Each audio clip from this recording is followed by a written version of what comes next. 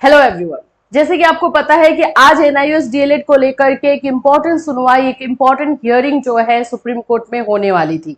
उसी से रिलेटेड जो है इंफॉर्मेशन आ रही है जो आप लोगों के लिए जानना बहुत जरूरी है।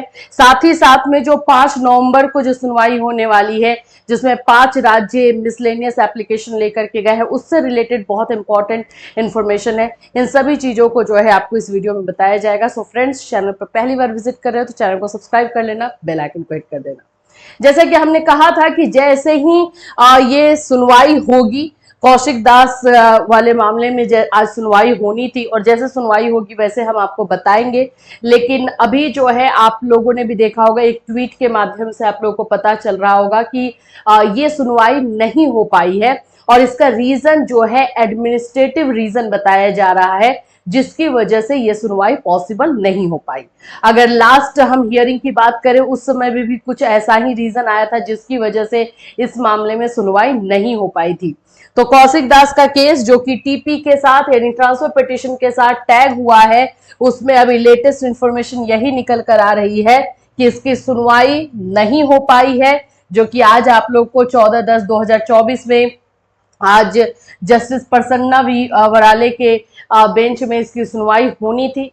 इसमें जो है कोई भी चीज निकल कर नहीं आई है। रीजन एडमिनिस्ट्रेटिव रीजन बताया जा रहा है। कोई भी और भी जो चीजें क्लियर होंगी, जैसे और भी इंफॉर्मेशन आएगी, हम आपको इससे रिलेटेड अपडेट दे देंगे। अभी एक और इंफॉर्मेशन आपको मैं बता दूं कि जो हमारे एमए को लेकर के है, जिसकी सुनवाई जो है 5 नवंबर को होने वाली है, इसका डेट फिक्स हो चुका है। इसका डेट फिक्स कर दिया गया है, यानी इसकी सुनवाई 5 नवंबर को होने वाली है।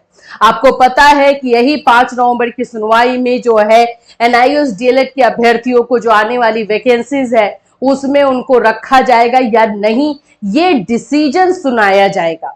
आप सब समझ सकते हो कि ये 5 नवंबर की सुनवाई कितनी इंपॉर्टेंट है।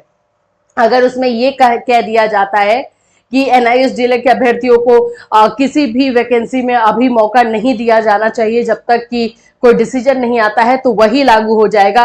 और ज्यादा चांसेस इस बात का है कि एनआईओएस डीएलएड के अभ्यर्थियों को जो है मौका दिया जाना चाहिए और इस मामले को सब्जेक्ट टू आउटकम जो है रख दिया जाना चाहिए, जो जनरली जो है इस तरह के केसेस में यही देखने को मिलता है।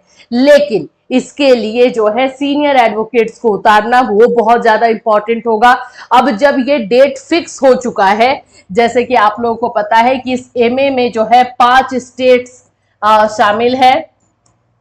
अब ये जब ये पूरी तरीके से डेट 5 नवंबर का फिक्स हो गया है और इसमें सुनवाई हो ही जाएगी, तो आप सभी को जो है इस दिन का और हम सबको एक्चुअली में इस दिन का इंतजार रहेगा। इसमें एक दो और चीजें मैं बता दूं कि इस 5 नवंबर की सुनवाई से पहले आप लोगों को एक और सुनवाई देखने को मिल सकती है। वो है 21 अक्टूबर की, जिसमें कि आदर्श श्रीवास्तव का जो मामला है ट्रांसफर पिटीशन का, उसकी सुनवाई हो सकती है। तो अभी 1 बाय 1 जो है आगे हमें देखने को मिल रहा है। ये आदर्श कुमार श्रीवास्तव का 21 अक्टूबर जो है यहाँ पे शो हो रहा है, आप यहाँ पर भी देख सकते हो।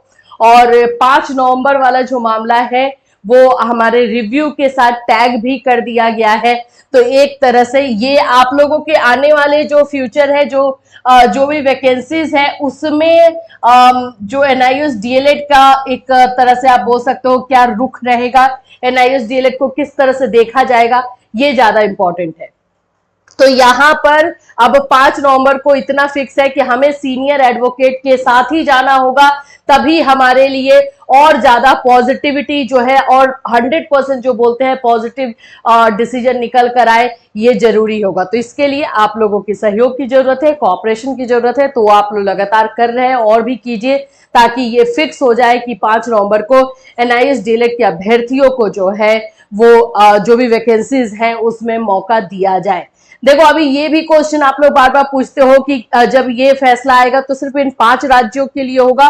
तो एमए लेकर ये 5 राज्य गए हैं, तो जो इसकी लास्ट हियरिंग हुई थी उसमें सुप्रीम कोर्ट ने इन 5 राज्यों से ही पूछा है, इन 5 स्टेट से ही जो है ये पूछा है कि इनको जो है क्यों नहीं शामिल किया जाना चाहिए जो भी वैकेंसीज आ रही है, जब ये मामला जो है ऑलरेडी सब्जेक्ट टू आउटकम है और भी बहुत सारी चीजें हुई थी जिसके बारे में हमने आपको इन्फॉर्म भी किया हुआ है कि जस्टिस गवई का जो रवैया था या जस्टिस गवई का जो रुख था इस केस को लेकर के वो पोलाइट था और बहुत पॉजिटिव था, इसलिए ऐसा माना जा रहा है कि जस्टिस गवई अब इसमें कुछ क्लैरिफिकेशन के तौर पर दे सकते हैं, कुछ पॉजिटिव जो है चीजें इसमें निकल कर आ सकती है।